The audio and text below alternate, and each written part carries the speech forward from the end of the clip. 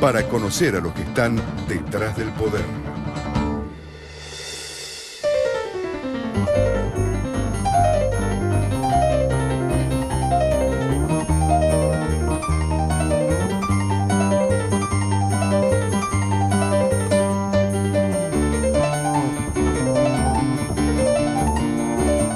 Hola, hola, buenas noches. Bueno, ¿qué tal? Esta es la hora de Maquiavelo Radio, como todos los miércoles después del programa de Willy Cohen, a las 8 de la noche, aquí por Radio Cultura. Y bueno, vamos a tratar de hacer un programa tan, perdón por el término, tan interesante como los tiempos que nos tocan vivir, más que interesante yo diría en cierta medida trágicos, pero todo esto se puede analizar desde el punto de vista de la comunicación, como solo lo podemos hacer aquí en la hora de Maquiavelo. Le digo cómo nos comunicamos, usted sabe, no tiene sentido que llame porque no atendemos el teléfono, pero por Twitter todo, y nos enganchamos, debatimos, así que métase en el Twitter, que es @DiegoDilen, porque yo me llamo Diego Dilenberger. Se escribe con doble L y con N al final de Dilenberger. Bueno, qué momento, ¿no? Qué momento, la verdad que es cierto lo que decía el Beto Valdés recién en el programa de Willy Cohen.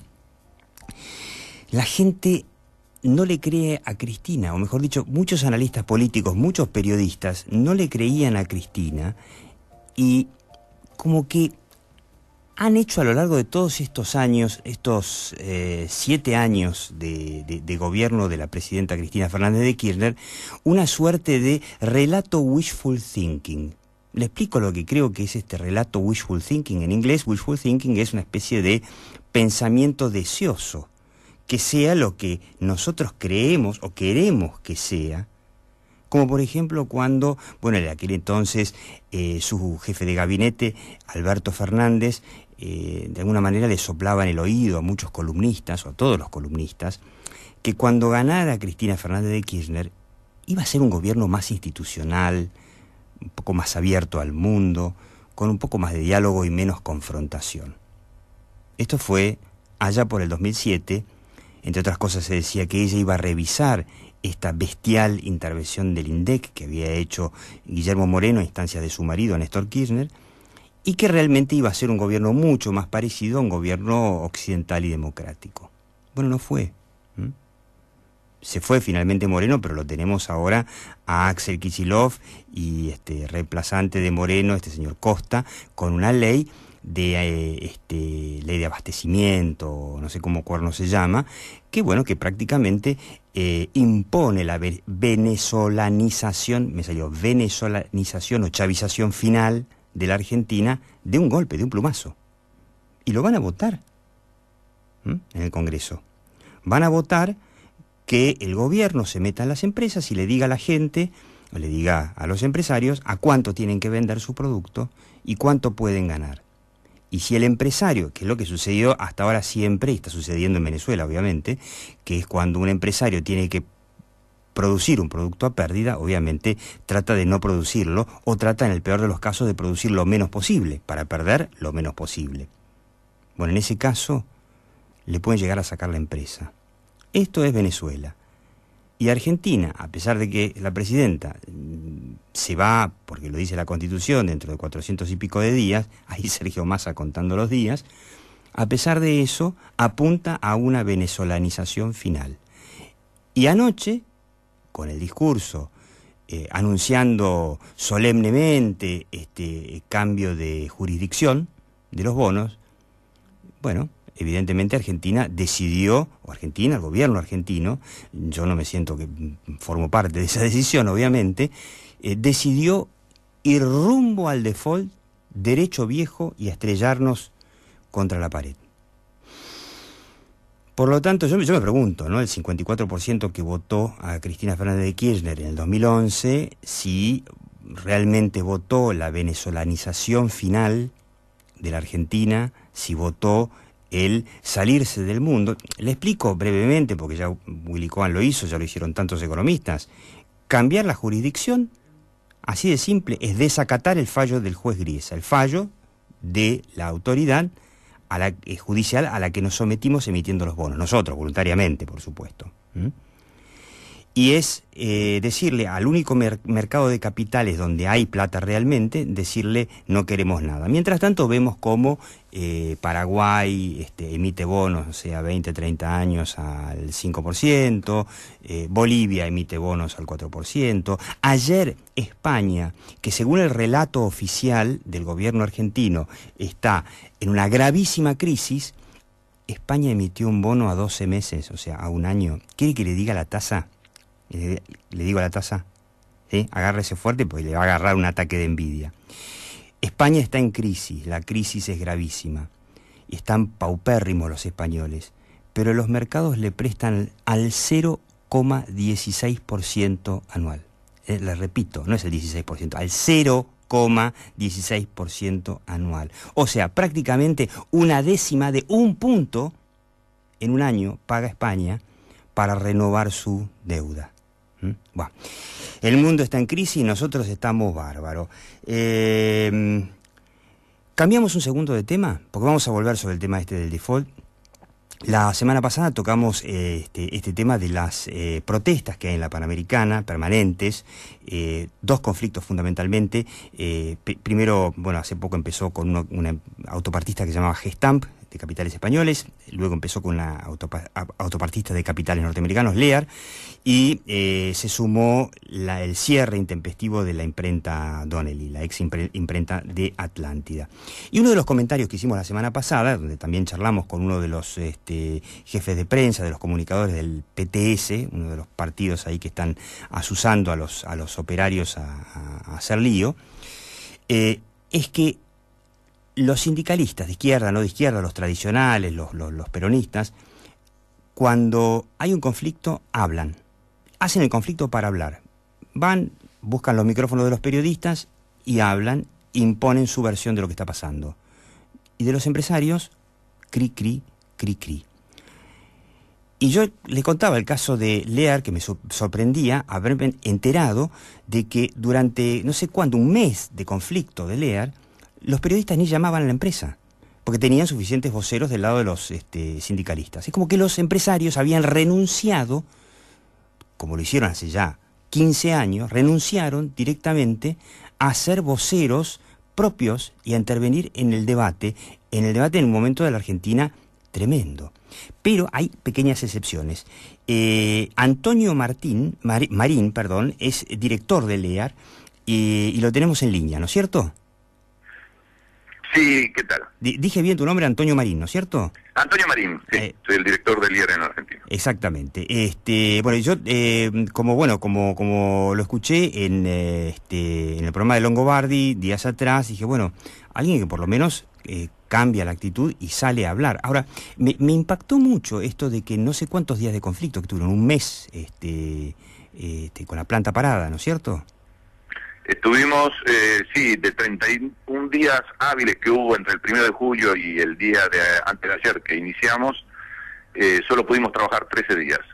En un momento decidimos cerrar la planta como consecuencia de los hechos que ocurrieron el 29 de julio, en que nuestros empleados fueron agredidos por gente externa que no los dejaba entrar a trabajar. Claro. Entonces, para resguardarlos a ellos, decidimos no ingresar hasta tanto no se daban las garantías. Y mientras tanto, bueno, hay que decirlo, hubo una asamblea hoy y digamos, los obreros votaron seguir trabajando. La asamblea fue por otro tema. La asamblea fue porque les sacaron los fueros nuevamente a los exdelegados. Ajá. ¿Sí? ¿Y qué es lo que quieren los empleados? Los obreros y los empleados, las 525 personas que pertenecen a esa planta que tenemos en Pacheco, decidieron volver a trabajar el día martes, después de feriado, ya que se dieron las garantías del gobierno nacional y provincial para poder ingresar. Y los del PTS, entonces los del PO, se tienen que callar la boca. O sea... Bueno, un poco alguna mini manifestación hicieron, pero sí, realmente no, en estos días no pasó nada. Ahora, me llamó mucho la atención esto de que, yo lo escuché decir con Longobardi, que en todos esos días los periodistas ni lo llamaban para preguntarle por su versión. Y todos los días escuchábamos en la radio, bueno, por un lado los cortes en la Panamericana, que le jorobaba la vida a miles de argentinos. Y por otro lado, la versión, por supuesto, de los sindicalistas, en este caso los trotskistas, que son los que más lío hacen en todo el corredor industrial de la Panamericana, y los empresarios ni mu. ¿Es así? Los periodistas ya directamente ya se acostumbraron tanto a que los empresarios no hablan, no dan su versión, que ya ni llaman. O no lo hacen por una cuestión ideológica. Sí, mire, dos cositas quisiera aclarar. La primera, en los días de conflicto nosotros veíamos todos los días que venían los móviles, le dicen, ¿no es cierto? Sí. A la planta, Sí. a la planta, al frente de la planta. Hay días que hubo 8, 9, hasta 10. Oh.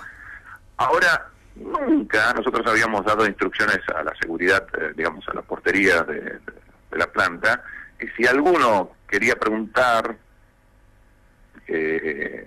solo, digamos, el autorizado era yo como director de la compañía. Y realmente nadie había preguntado, excepto una vez alguien preguntó si podía pasar al baño, yo lo autoricé. Pero, o sea, le preguntaron a la empresa solamente para pasar al baño, no para decir qué opinión tienen en medio de este conflicto. Sí, fue muy gracioso, porque aparte un periodista conocido, por supuesto lo autoricé, y bueno, me acerqué y le pregunté, y me dijo, no, mira, nosotros la única instrucción que tenemos es el corte de la Panamericana. Ah, bueno, algún día, cuando necesites, yo estoy a disposición. Es lamentable, la verdad que hay que reconocer que el periodismo argentino obviamente no es el mejor del mundo. En otros países dirían, bueno, ya sé que los sindicalistas quieren hablar y se desesperan por el micrófono y por decir que la patronal es lo peor y que nos echaron a la gente, que la tratan como la mona, etcétera, ¿no? Ahora, Sí. ¿por qué los periodistas no preguntan? ¿Porque realmente son vagos o no les interesa la opinión del empresariado? ¿O no será, esta es mi teoría personal, me puedo equivocar y acepto correcciones, que pasaron demasiados años en los que los empresarios decidieron no ser voceros de su propio interés? Mire, la segunda cosita que le quería decir, en esos días de conflicto, nosotros realmente interpretábamos que el problema, y realmente el problema era entre los exdelegados que responden a uno o dos partidos políticos y su sindicato madre que se les mata. Claro. ¿Sí? Entonces, bueno, hasta que realmente nuestra gente quería salir a hablar. Nuestra gente quería salir a hablar. Y ahí tomamos la decisión de pedir, digamos, que alguien nos atienda. Bueno, el programa de Longobardi fue uno de los primeros que nos aceptó y pudimos decir la verdad. La verdad de la empresa. ¿Cómo ve a sus colegas empresarios que pasan situaciones similares, que además tienen problemas más allá de los sindicales que están a la orden del día en la zona industrial, ahora con el conflicto por la ley de abastecimiento, que prácticamente pasa a disponibilidad a todas las empresas, a disponibilidad del gobierno, ¿no? Sí. Sí. Yo sé que usted debe ser un ingeniero, no debe tener una formación en comunicación, pero de todos modos mira los noticieros, escucha la radio. Soy contador. Contador, bueno, pero Contador. Prende la televisión, ve los noticieros, escucha la radio y ve el casi nulo protagonismo que han tenido los empresarios estos años en el debate. Sí. Bueno, los empresarios realmente están representados por cámaras, ¿sí? Por asociaciones. En el caso nuestro, la AFAC ayer sacó un comunicado realmente muy fuerte y en favor de nuestra posición, ¿no? A todo esto, Lear entiendo que es una autopartista que fabrica asientos para autos, fundamentalmente para la Ford. Bueno, le comento. Lear es una autopartista de capitales americanos que cotiza en la Bolsa de Nueva York. A nivel mundial tiene 221 plantas en 36 países, es decir, donde hay industria automotriz generalmente estamos. En la Argentina tenemos 3 plantas. Ah, 3 plantas. Sí, 3 plantas. Y a nivel mundial tenemos 2 divisiones, una de eléctricos y otra de asientos. En la Argentina de las 3 plantas tenemos 2 dedicadas al sistema de asientos y una de la división eléctricos. Esta división eléctricos es donde hacemos los circuitos eléctricos de los autos o lo que llamamos mazo de cable. Y es la planta de Pacheco donde tenemos el problema. Ahí es donde está el problema gremial, en las otras no. Sí. ¿Y se debe a una caída en la producción de autos, la que se estuvo produciendo en los últimos años? No, no para nada, al contrario. Esa planta tiene producción y tiene muchísima producción, si quisiera. Nosotros lamentablemente, bueno, nosotros no, nuestro principal cliente se vio forzado a importar lo que nosotros no le pudimos abastecer porque dejamos de ser confiables desde el momento en que estos exdelegados entorpecían las entregas, la producción. Y bueno, nuestro principal cliente decidió importar de otras Lear en el mundo. Es decir, lo que siempre tuvo un juego acá no era si Lear vendía o no vendía, es si se defendían los 525 puestos de trabajo. Y eso es lo que se reafirmó el día martes con el ingreso, y eso es lo que se reafirmó, tengo entendido hoy, yo por supuesto no estuve en la asamblea, pero lo que me comentaban las personas que sí habían estado, es decir, básicamente nuestros empleados que están afiliados, y nos agradecían todo lo que nosotros hemos hecho en estos días. Antonio Marín, para terminar, yo le quería preguntar si usted tiene la sensación de que el hecho de que haya salido a hablar y a dar su versión ante los medios ayudó a cambiar, a destrabar el conflicto.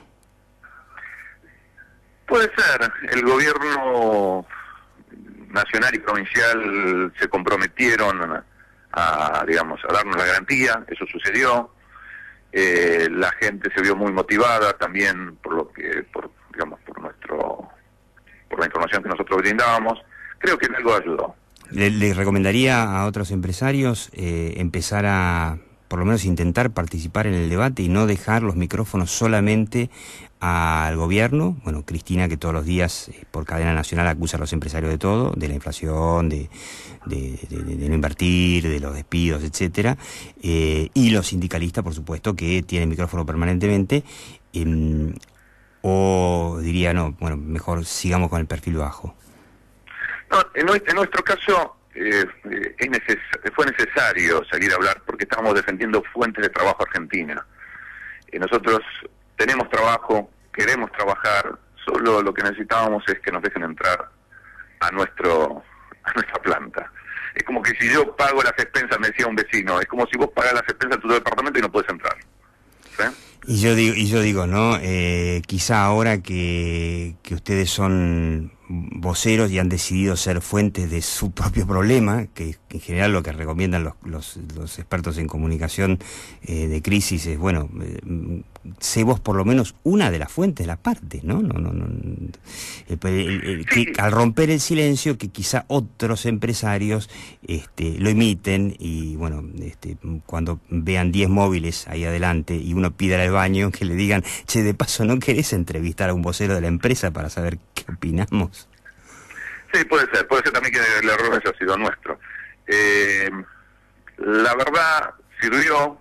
Además, en este tiempo se han dicho muchas falsedades. Por ejemplo, una diputada, yo escuchaba que decía que nosotros estábamos vaciando la compañía. Y realmente me preguntaba, ¿vaciar la compañía es sacar? Primero, no dejaban sacar nada porque estaba sitiada. Segundo, vaciar. Cuando una empresa como la nuestra, su casa matriz, le ha aportado, le ha capitalizado $82 millones, capitalizar es poner. Sí. Además, de paso, las empresas prácticamente, salvo grandes excepciones, no pueden girar dividendos al exterior. Empecemos por ahí. Hace 3 años. En nuestro caso nosotros necesitamos capitalizar, que debido a que por estas conductas que han tenido estos exdelegados en los últimos tiempos, hizo que la planta sea muy poco productiva. Nuestras plantas en el mundo están arriba del 85-90% de la productividad. Mira, esto es todo un dato. Esto es todo un dato que yo no sé si la presidenta Cristina Fernández de Kirchner lo sabe o lo entiende. Que la Argentina dejó de ser un lugar rentable para muchas empresas. En esta planta en particular, las otras plantas tenemos buena productividad. En esta planta, a raíz de la conducta de los ex delegados, hizo que la planta no sea viable tampoco. Claro. ¿Por qué? Porque la productividad no llegaba ni al 50%. Yeah. Cuando nosotros teníamos trabajo, entonces, ¿qué hizo nuestro principal cliente? salir a importar de otras Lear en el mundo, claro, donde se fabrica el mismo producto, porque nosotros somos globales, ¿sí? Lo que nosotros no podíamos abastecer de aquí. Mira. Bueno, Antonio Marín, director de Lear, esta planta de ahí en Pacheco, en la Panamericana, que estuvo en el foco de las noticias porque, bueno, los sindicalistas, los activistas del PTS, del PO, cortaban la Panamericana y no la dejaban trabajar. Que creo que es un leading case, o leading case, como diría nuestra presidenta, porque es un empresario que, bueno, no hablaba con los medios y los medios tampoco lo salían a buscar por esto que yo digo que es el síndrome del ¿para qué? El síndrome del ¿para qué? Es ¿para qué llamar si de todos modos los empresarios ni hablan? Entonces los periodistas se quedan con la versión de los sindicalistas, de Cristina, del oficialismo, que ya sabemos cuál es la visión que tiene el oficialismo de la actividad privada, de la iniciativa privada, de las empresas. Así que esperemos que tenga imitadores y que por lo menos si hay un debate sobre el fin de la economía del mercado, del sistema capitalista en la Argentina, que los empresarios participen también en ese debate. Así que, Antonio Marín, muchísimas gracias, y una mínima pausita, y le vamos a contar en la hora de Maquiavelo si realmente es así que Cristina gana imagen cuanto más se pelea con los buitres. No te vayas.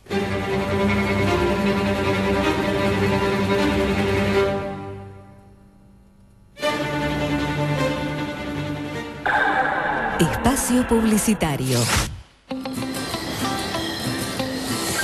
Que el subte tenga 5 nuevas estaciones hace que toda la ciudad nos quede un poco más cerca, y eso nos mejora la vida a todos. Entrá en buenosaires.gov.ar/subte y entérate de todo lo que estamos haciendo para mejorar el subte. Estamos trabajando para que la ciudad tenga un subte mejor. Buenos Aires Ciudad, en todo estás vos. BL, Asuntos Públicos y Parlamentarios. Información política y parlamentaria en tiempo real. ¿Qué? ¿Cómo? ¿Quién? ¿Por qué?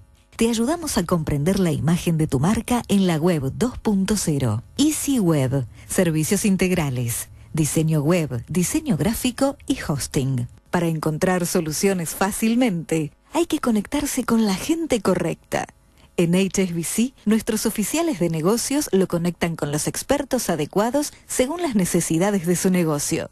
HSBC, Revista Imagen, información clave para comunicadores institucionales. www.revistaimagen.com. Socialize, el servicio de monitoreo y análisis de medios sociales de Global News Group. Llámanos al 5-274-0234. En Arcor creemos que el mundo necesita más momentos mágicos. Por eso llevamos nuestros productos a más de 120 países, para que millones de personas los disfruten en todo el mundo. Arcor, alimentando momentos mágicos. Fin de espacio publicitario.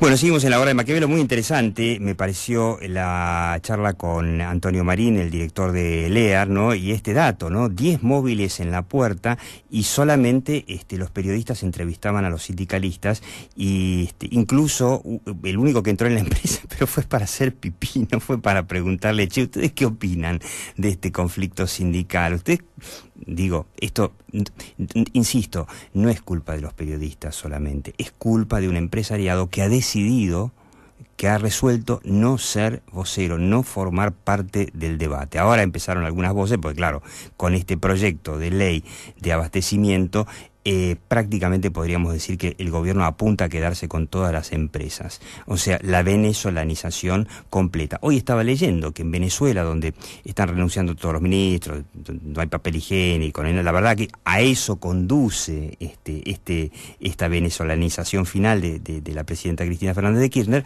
que en Venezuela la idea de control llegó a tal punto que están poniendo sistemas de identificación de iris en los supermercados, de sistemas biométricos, con la idea de tener toda la data de los consumidores para saber qué compran, qué consumen. O sea, es el socialismo del siglo XXI, al que también en Argentina estamos yendo, es el ciudadano tiene que dar toda la información, las empresas toda la información, y el gobierno con eso, ¿qué hace?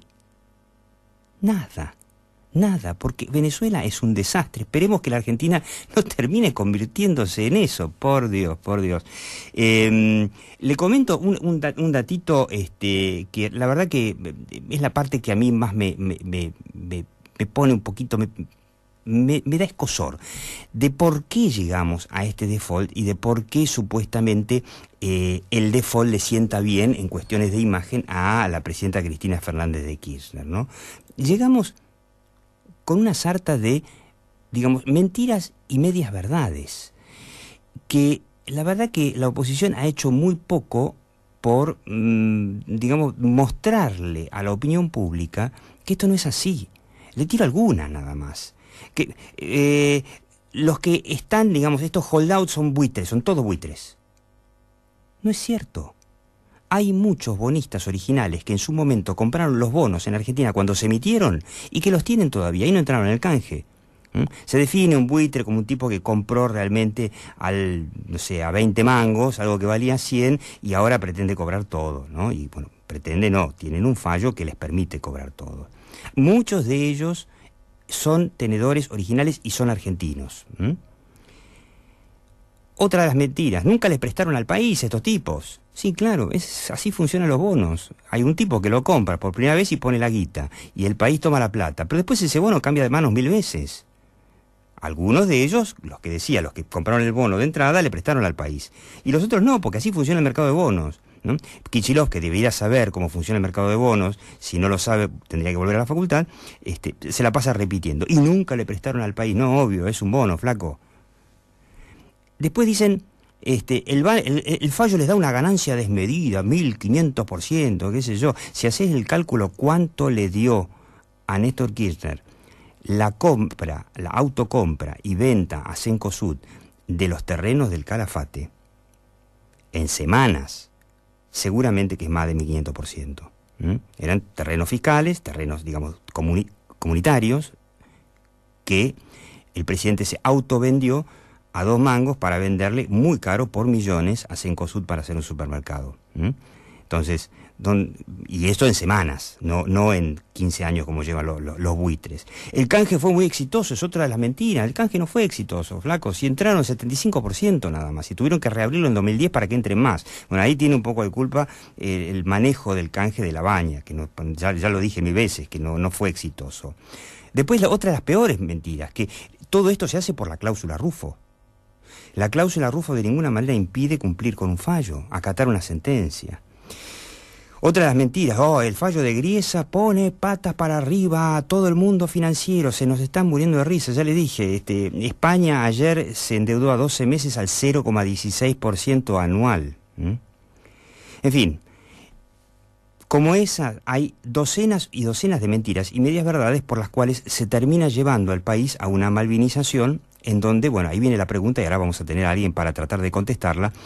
La presidenta se siente muy cómoda en esta guerra con los buitres porque supuestamente le mejora la imagen. Estamos comunicados nada menos que con Roberto Starke, que es uno de los analistas políticos más brillantes que hay en este momento y al que consultan prácticamente todas las empresas.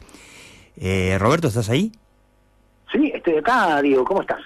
Robert, bueno, bien, acá un poco preocupados, ¿no? Pero con esta pregunta que se hace muchos, y la verdad que la respuesta en general el que vemos en los medios es, bueno, pero a la presidenta la guerra con los buitres le sienta bien. Y ayer anunció, bueno, un capítulo en la guerra, ya prácticamente, que es la guerra total, con el cambio de jurisdicción. Vos que ves muchas encuestas y sos uno de los mejores analistas, ¿le sienta tan bien en la imagen la guerra con los buitres y el default? Esta pelea con los buitres le ha otorgado a Cristina Fernández de Kirchner algunos puntos a favor en términos de imagen. Si nosotros consideramos que la imagen de Cristina estaba en 30-35, diría que superó el 40, alrededor de 8 puntos más. Esto fue cuando todo esto comenzó. A ver, ahora yo no tengo datos de último momento, así que no puedo, de último momento quiere decir de las últimas 2 semanas. Esto debe haber sido cuando comenzó toda esta trifulca, que es hace más o menos un mes. Pero lo que quiero decir es que, evidentemente, cualquier político se engolosina con estos temas.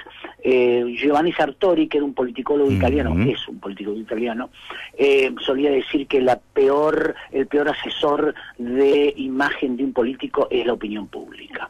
Y tenía razón. Y creo que tiene razón. Y creo que Cristina no es una excepción a la regla. A ver, lo que quiero decir es, evidentemente ella no buscó este conflicto. ¿Por qué no buscó este conflicto? Porque la tendencia era arreglar el CIADI, Repsol, etcétera. ¿Por qué se encontró con este conflicto? Porque la sorprendió. Ella creyó firmemente que la Corte americana le iba a dar la razón a Argentina, o mejor dicho, no le iba a dar la razón a Argentina, iba a lograr abrir las puertas para que la negociación se llevara adelante de la forma más armoniosa posible. Y resulta que la Corte desechó el tema y dijo, esto no es nuestro, esto es de Griesa. Quedando la mano de Griesa, por supuesto, fue por el peor camino. Ahora lo que está haciendo Cristina es blindarse. ¿Qué quiere decir blindarse? Quiere decir se encierra a sí misma. Todo político que se encierra se aísla. Todo aislamiento en materia política es muy mal consejero, porque imagínate vos, Diego, que aislarse significa que cada vez que un político consulta con cada vez menos gente y la gente con la que consulta casi siempre opina lo mismo. Sí, parecería que la consulta en temas económicos es Kicillof y nada más de Kicillof. Exactamente. Yo creo que acá hay un enamoramiento con Kicillof. Creo que Kicillof está obteniendo un poder notablemente importante dentro de la estructura de gobierno. Kicillof no es tonto, a ver, no hay que él presidía una organización en la universidad que se llamaba Tontos pero no tanto. Me parece que responde un poco a esa consigna. Creo que es un tipo que sabe muy bien cómo se maneja el mercado. ¿Te parece? A mí me sorprende. Realmente a mí me sorprende. ¿Te sorprende por qué? Porque es un tipo que tiene un manejo o una lectura del mercado, pero tiene una lectura muy ideológica. Y bueno, las ideologías siguen presentes, por más que nos dijeron que se habían muerto. Entonces, viste, Kicillof es un ideólogo, y esa ideología, esa forma de ver la realidad, esa fotografía que tiene y cómo evoluciona la película, para dar las dos imágenes, me parece que se la ha vendido bien a Cristina, y Cristina la ha comprado. Por eso Kicillof ha incrementado y ha aumentado su poder en la forma que lo ha aumentado. Es decir, no solamente controla el Ministerio de Economía, controla las relaciones exteriores, a través de la Secretaría de Relaciones Económicas Internacionales, controla la Embajada en Estados Unidos, a través de Cecilia Naón. Es decir, que ha hecho un genial trabajo de investigación y de información, que nadie tenía idea de lo que iba a hacer la Corte Suprema y de cómo iba a reaccionar la Corte Suprema, la verdad. En otro país, a un embajador así ya lo habían echado hace rato. ¿Sabés por qué es eso? Porque nos manejamos con prejuicios.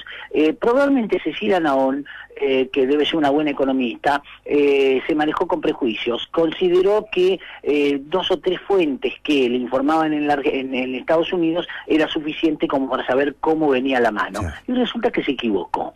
¿Por qué se equivocó? Porque en realidad tiene que, cuando uno está en Estados Unidos es una sociedad muy plural, el poder está muy distribuido, no es como la Argentina, que está mucho más concentrado. Entonces, cuando uno pregunta, tiene que preguntarle a mucha gente, no a poca gente. Si uno se basa en lo que comentan pocas personas, probablemente se equivoque. Claro. Así que vos ves que Cristina mejora. Ahora, mejora en la imagen porque la ven aguerrida, peleando, como en su momento lo vieron a Galtieri diciendo que traigan el Principito, le daremos batalla. Ahora, todo esto va a tener una consecuencia económica.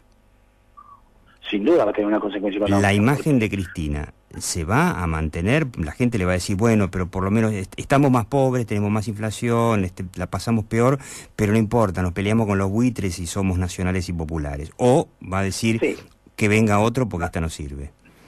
A ver, me parece que ni una cosa ni la otra. ¿Qué quiero decir con esto?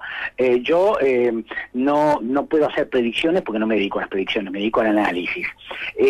Me parece que cuando uno hace un análisis de lo que está pasando, lo que mira es que evidentemente la situación económica está muy complicada. Muy complicada significa que la economía se está enfriando. O sea, cuando la economía se enfría, fundamentalmente lo que produce es desocupación, es decir, falta de trabajo. Cuando la gente mira alrededor y encuentra que el primo, el hermano, el amigo del primo comienzan a decir me echaron, me dieron vacaciones obligatorias, etcétera, etcétera, comienza a decir ay, ay, ay, se me acerca el tsunami. Entonces ahí está el problema que tiene Cristina. Cristina sin duda subió ahora las encuestas, porque la gente en la Argentina tiene una suerte de mirada cultural del nacionalismo atávico que me parece que ha sido unos grandes perjuicios para la Argentina. Y los argentinos estamos haciendo estas cosas porque somos muy nacionalistas en algún sentido. Creemos que la soberanía y todas estas paparruchadas que en realidad hoy no existen en el mundo internacional y el mundo globalizado. Pero no importa, vamos a discutir eso. Vamos a discutir Cristina. Cristina entonces lo que hace es consolidarse, fortalecerse y decir, a mí hay 8 puntos porcentuales, 10 puntos porcentuales de la gente que me acompaña en esto. Entonces voy a continuar en esta brecha. No solamente voy a continuar, sino que la voy a profundizar. Y como dije antes, a medida que profundiza se aísla. ¿Por qué? Porque consulta solamente al amigo Kicillof en lugar de abrir el espectro. Hoy el amigo Zanini está casi de muestra. De Vido está enfermo. Randazzo está de campaña. ¿Me entendés? Claro. Pichetto no coincide. Es decir, Pichetto ya dijo que él, por ejemplo, con respecto a la ley de abastecimiento, que él preferiría una economía de mercado un poquito más normal. Sí, un capitalismo más abierto. En fin, lo que quiero decir con esto es que evidentemente está expeliendo gente en lugar de integrándola. Y cualquier gobierno en transición, Diego, como este, necesita ampliar la coalición, no cerrarla. Claro, y sobre el tema de los empresarios, hay una espada de Damocles que pende sobre ellos, que es esta ley de abastecimiento, que prácticamente yo la definía como que es el pase a disponibilidad de todas las empresas argentinas. El gobierno puede decidir que si por más que vos fabriques tu producto a pérdida, lo tenés que fabricar igual. Y si no lo haces, se te puede quitar la empresa o se te puede decomisar el producto. ¿Y qué va a pasar con eso? ¿Los empresarios van a poder defenderse, explicarle a la sociedad que esto no puede funcionar? ¿O ves que llegaron tarde a la opinión pública los empresarios? Bueno, los empresarios suelen llegar tarde siempre a la opinión pública porque no la entienden. La lógica de los empresarios es distinta a la lógica de los políticos. Los políticos viven pendientes de la opinión pública. Los empresarios lo que les interesa es el mercado de consumidores, que son dos cosas absolutamente diferentes y reaccionan a través de estímulos diferentes. Vamos a los empresarios. Los empresarios se han pasado palmeando este gobierno en la espalda y aplaudiéndolo durante varios años. Vamos a coincidir en eso. Muchos de ellos aplaudiendo en primera fila en todos los actos. Y casi todo lo que hoy se rasga la vestidura, dicen, ay, ay, ay, ¿qué está pasando? Resulta que hace poco tiempo estaban colgados, perdonando la expresión, de los calzones de Cristina Fernández de Kirchner. Así que tampoco nos volvamos locos con los empresarios. Yo digo, los empresarios en general lo que están viendo es que hoy está en peligro gran parte de lo que es el bolsillo de cada uno de ellos. Y no hay nada peor que afectar el bolsillo de la gente, fundamentalmente a los empresarios. Por eso los empresarios se han puesto en guardia y por primera vez han reaccionado y han formado un frente común que creo yo... Es la primera vez en mucho tiempo, ¿no? ¿Cómo? Perdón. Es la primera vez en muchísimo tiempo. Sí, en los últimos 10 años, a ver, me parece que si nosotros recordamos la crisis del campo, también vamos a recordar que la Unión Industrial Argentina, la Cámara Argentina de Comercio, por nombrarlos solamente no se sumaron, metieron abajo del escritorio. Y lo primero que hacían es decir, yo no opino de esto, no quiero opinar, no me miren. Entonces, evidentemente, acá hay algunos acontecimientos que se han precipitado y los empresarios están ahora muy atentos y sin duda creo que la reacción ha sido relativamente positiva. Yo no hubiera comunicado en la forma que ellos comunicaron, hubiera hecho alguna otra cosa. Ajá, contame, paremos un segundo ahí, eso me interesa. ¿Qué hubiese recomendado que hicieran ante una situación tan extrema, no? A mí me parece que ellos debieron haber formado una comisión de gente que estudiara el tema, lo siguió de cerca hace varios meses atrás, que esa comisión asesorara a los presidentes de las cámaras y de las organizaciones de tercer nivel o de tercer grado, como le dicen ellos, y que le propusieran en general políticas públicas, estrategias de económicas y de gobierno que sean relativamente coherentes, porque esto de esta forma lo que ve la gente, ellos tienen que trabajar para que la gente los vea funcionales a los intereses de la gente, no a los intereses de los empresarios. Claro. ¿Me entendés? Entonces me parece que lo ideal es que la gente los vea trabajando para el país, no trabajando para ellos solamente. Y en general la gente lo ve a los empresarios, y por eso no los acompaña, como muy egoístas, como mirándose demasiado el ombligo. Claro. Entonces, al mirarse demasiado el ombligo, evidentemente la gente los deja, se aparta de ellos y en general los critica, con alguna razón. ¿Por qué? Porque ellos no saben en cómo llegar a esa opinión pública, nunca lo han sabido, y cuando han organizado yo diría entidades como la AEA, que intentaba de alguna forma transmitir valores diferentes a los tradicionales de las organizaciones empresariales, también fracasaron, porque en general no fueron lo contundentes y lo decisivos que son. Hay gente que te puede decir, bueno, no pueden ser contundentes. Claro, Cristina, Néstor y Cristina los asustó bastante, sobre todo a los de AEA, ¿no? Los empresarios que se involucran en política suelen salir muy escaldados, suelen salir muy lastimados, eso es cierto, pero me parece a mí que lo que se suele llamar la mesa de enlace debería servir como ejemplo y como caso testigo de algunas cosas que se suelen hacer y suelen terminar bastante mejor de lo que uno supone. Claro, porque la mesa de enlace, en definitiva, que también fue una unión histórica, porque acá se había unido la sociedad rural, que siempre estaba enfrentada con, ¿cómo se llamaba? La Federación Agraria, que era más de izquierda y era más, no era digamos, de prosapia, y se unieron todos, incluso con Inagro, que si no me equivoco son cooperativas, todos ante una amenaza común de prácticamente que la 125 era una expropiación de toda la rentabilidad del campo. Y no cundió ese ejemplo, que evidentemente algún resultado tuvo, porque mal que mal, finalmente el voto de Cobo fue no positivo, no cundió el ejemplo ese en el resto de los empresarios. Sí, correcto.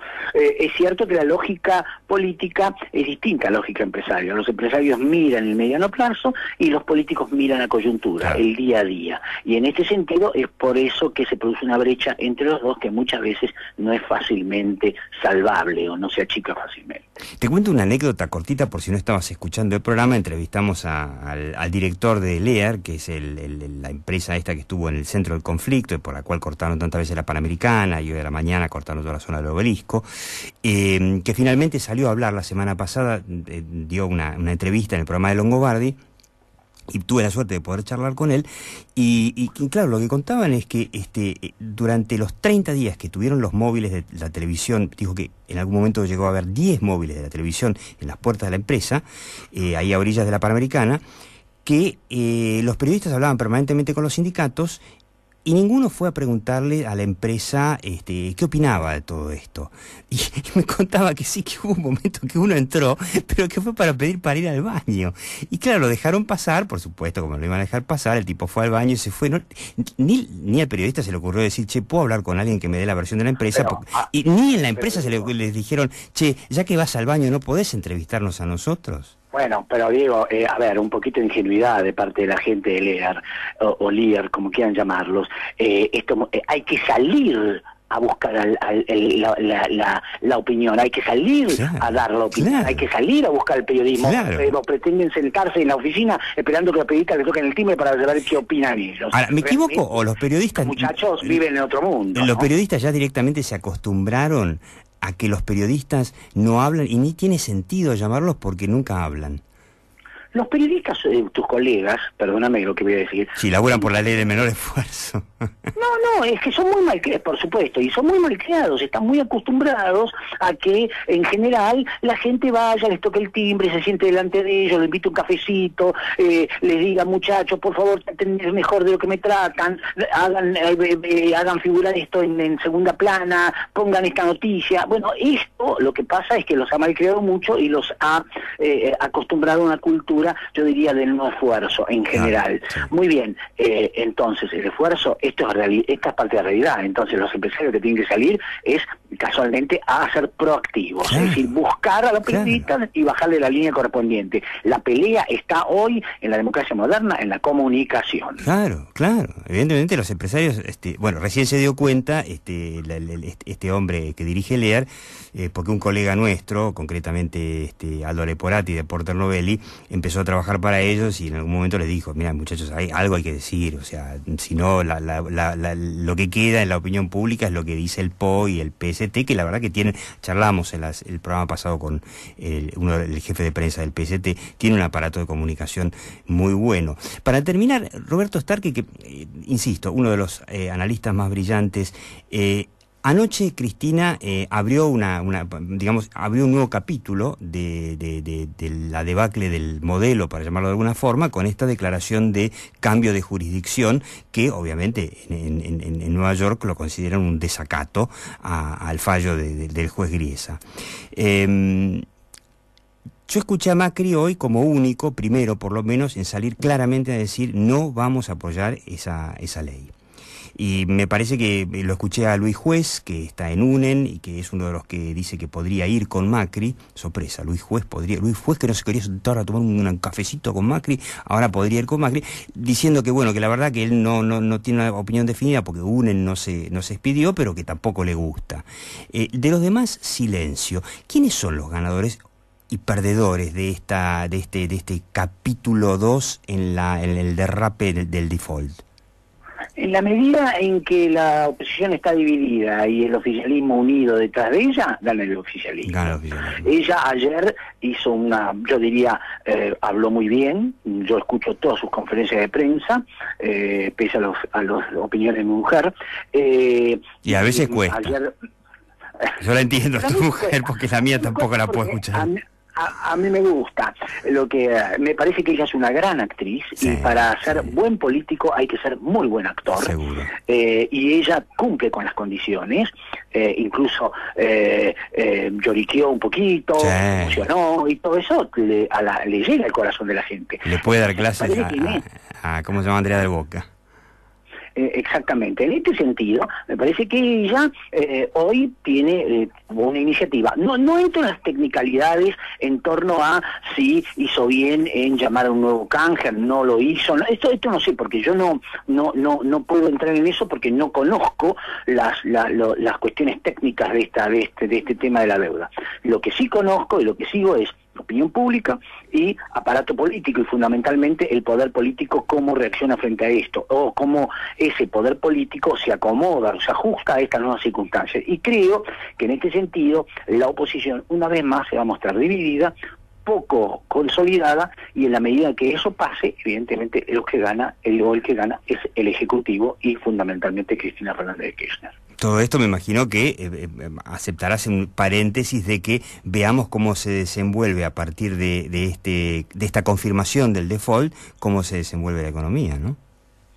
Por supuesto, no, estoy hablando de la coyuntura, insisto, los políticos, Diego, se ocupan del día a día, abren el diario todos los días a primera hora de la mañana, lo leen, y en función de eso lo que hacen es hablar, accionar y decidir. Mientras tanto, es muy interesante que hay varios de los que están en la pelea electoral que a través por culpa del default van a tener problemas. Uno de ellos se me ocurre que es Daniel Scioli, que intentó antes de mediados de año hacer una emisión de bonos de 500 millones de dólares, y con este tema del default ya se guardó la idea, con lo cual puede complicarse la gestión muchísimo. Y el propio Mauricio Macri, que estaba subiendo en las encuestas, yo me imagino, no sé cómo lo veías vos, en base a mostrar mucha obra, mucha gestión, y que tenía un ambicioso plan de obras para el año que viene, con una emisión de creo que de 900 millones de dólares, que tampoco la va a poder hacer. Yo creo que Mauricio Macri es uno de los perfiles más interesantes que tiene la política actual. ¿Por qué? Porque siempre innova y tiene una posición novedosa con respecto a esa situación. No sigue a la manada. En general tiene una posición absolutamente independiente.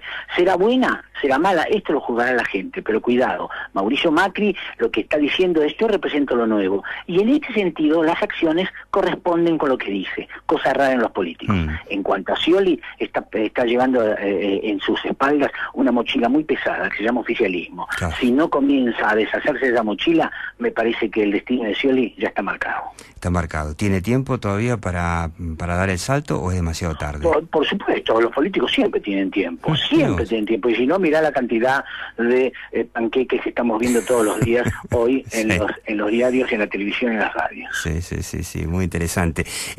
Bueno, Roberto Starke, de Starke Labs, ¿es correcto? Es una de las... sí, la consultora política esa. La consultora política es Starke Labs, y es uno de los analistas más brillantes y uno de los consultores al que quieren escuchar las empresas. Eso porque no es cierto que sea un analista más brillante, soy un analista más, y me encanta analizar y me encanta conversar con vos. Dejémoslo ahí, como dirían de ustedes. Dejémoslo ahí.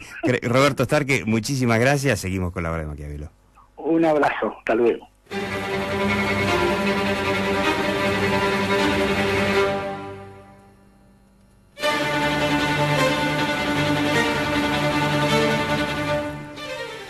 Bueno, le estaba comentando un poco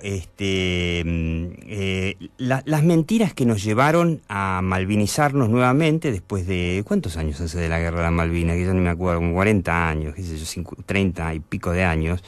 31 me dicen, nos llevaron a remalvinizarlos con los fondos buitre, y le comentaba algunos de los camelos que nos hacen creer el mensaje que pinta el gobierno. Uno de estos comentábamos es la cláusula Rufo, ¿no? Eso de rights upon further offers, que de ninguna manera impide acatar un fallo. Por el contrario, la cláusula Rufo de los mismos bonos que se emitieron bajo la jurisdicción de Nueva York, obviamente que no podría esa cláusula impedir acatar un fallo de la justicia. Es uno de los tantos absurdos. Nos vendieron que el famoso Special Master, este mediador, era un mediador. En realidad no es un mediador, porque el tipo lo que hacía era ayudar a que las partes se pongan de acuerdo en cómo ejecutar la sentencia. Ya el juicio ya estaba perdido, que eso es lo que no se lo dicen a la gente. Argentina perdió. Argentina llevó mal su causa y perdió. Bueno, el Special Master no era un mediador. La otra es, nos decía Kichilov, que decir que esto es un default es una pavada atómica. Bueno, están en estos momentos, incluso hasta China votó que esto es un default. Por lo tanto, ni China nos va a prestar plata. O sea, si esto no es un default, anda a los mercados a pedir plata, incluso al local, a ver si es o no es un default. Y la otra que a mí realmente me da, es la más graciosa, que permanentemente el gobierno dice que nos ven prosperar a la Argentina, que por fin levanta cabeza gracias a su modelo exitoso y nos quieren aplastar. Yo no sé qué es lo que envidian tanto de la Argentina. ¿Será la inflación? ¿Será la recesión? ¿Será la inseguridad? ¿Qué nos envidian tanto, la verdad? Y bueno, y después está esto de la imagen de Cristina que mejoró con la guerra de los buitres. Yo escuché la versión que daba Roberto Starke, escuché también versiones que dicen que lo que mejoró Cristina son 5 o 6 puntos, y que son 5 o 6 puntos que había perdido en los últimos meses y que recuperó de, digamos, su núcleo duro, pero que el 70% del electorado sigue queriendo un cambio de gobierno, en distintas medidas, por supuesto. Por lo tanto, hay que ver cuánto mejoró en imagen Cristina y cómo va a ser la imagen de Cristina si de aquí a 3-4 meses, terminamos de estrellarnos contra la pared. Esto es una película, detrás de esta película, por supuesto, hay comunicación, lo que nosotros llamamos el trabajo de los maquiavelitos, y la seguiremos viendo. Yo le recomiendo que se meta en el canal de YouTube para ver el programa de La Hora de Maquiavelo Televisión, ese que va por Metro los domingos a las 22, que lo puede ver en el canal de YouTube, porque ahí analizamos con otra mente brillante de la Argentina, que es Dardo Gasparré, todo lo que los políticos de la oposición en este momento no le están diciendo a la sociedad que van a tener que hacer cuando ganen las elecciones. ¿Se acuerda cuando Menem dijo, y bueno, si yo les decía lo que iba a hacer no me votaban? Bueno, en estos momentos, la herencia que van a recibir, no sé quién será, Massa, Scioli, no sé, Macri, la herencia que van a recibir va a ser tan terrible que lo que van a tener que poner en marcha hoy es inconfesable. ¿Quiere enterarse un poco de qué es lo que van a tener que hacer y no le dicen a la sociedad? En el canal de YouTube de La Hora de Maquiavelo. Y yo me despido como siempre, ¿no? Hasta el próximo miércoles a las 20, acá inmediatamente después del programa de Willy Cohen, La Hora de Maquiavelo Radio.